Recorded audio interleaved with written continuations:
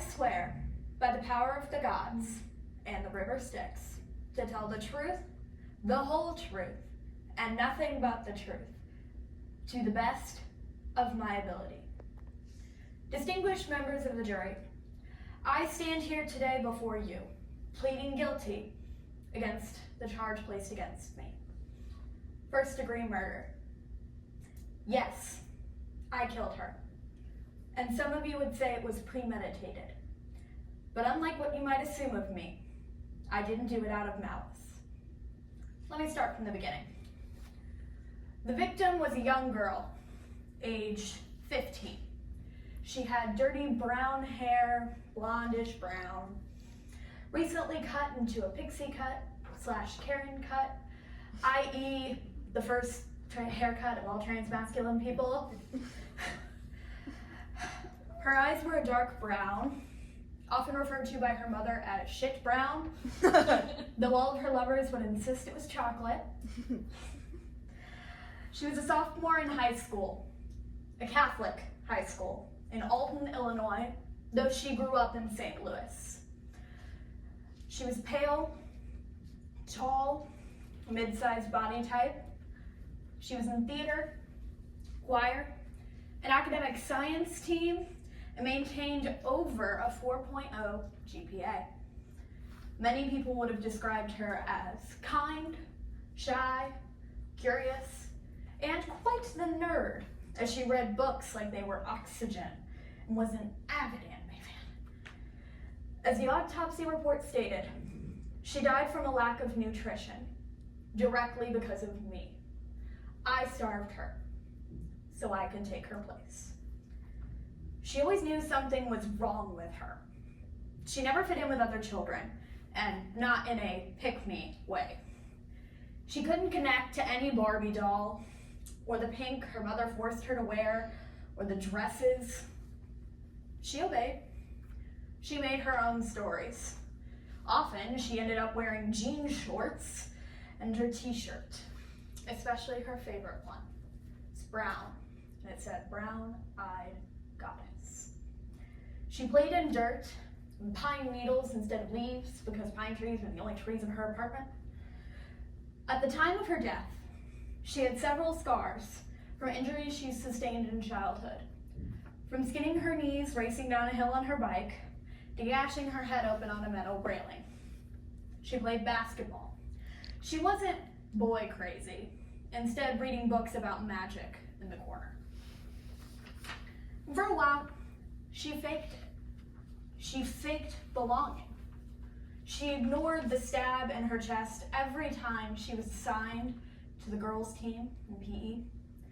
She ignored her discomfort at being called she, or her, young lady, ma'am. She wore the stupid training bras instead of chopping them off with a steak knife. She pretended her period didn't exist, even if she was in excruciating pain. She put on the pink, the dresses, the glitter.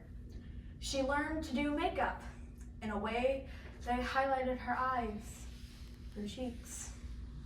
She fought down a grimace every time someone said her name, instead making sure to train herself to respond appropriately. She wore loose clothes to hide her body, even if she would have told you it was because of the strict dress code.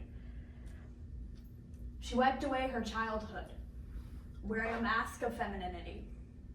She copied her classmates for years. She wiped and wore their backpacks, their clothes, talked about the things they cared about. She fooled everyone, even herself. Nobody batted an eye at the little tomboy. It was better this way, easier to swallow. It was fine, but it wasn't. She was already beginning to shrivel, even then. Every year she got quieter. Every day her presence was smaller. She didn't know why she wanted to crawl out of her skin, but she couldn't shake the feeling. It was then that I knew that I had to take over, put her out of her flippin' misery. I started whispering in her ear, slowly enacting changes, slowly starving the girl out of her until nothing remained. The hair was chopped, even if everyone else dismissed it as teenage rebellion. She bought men's clothes because they're more comfortable. She started working out more to hide her curves. It snowballed until it all came to a head. She ordered a binder, changed her name, changed her pronouns. This thing that she had been terrified of was done. She wasn't a boy, let me assure you. She didn't want to exist the way she was.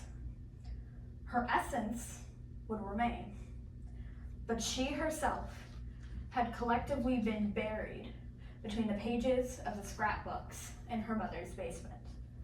She could rest easy now. I killed her. I've stood in her place for 4 years now. The girl she was no longer exists. I am the human in her place, an enigma, lacking a gender, simply existing as I am, taking any form I choose.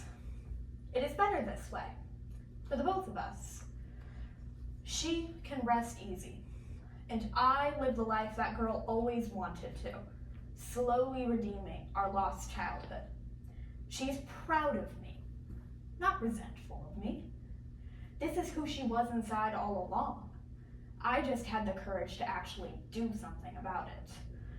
And while she is gone, parts of her I've taken as my own.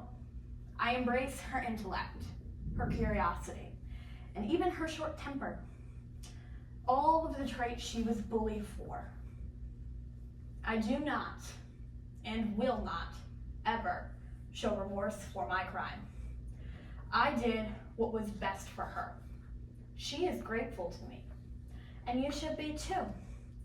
After all, if I hadn't killed her, I still don't think she'd be here.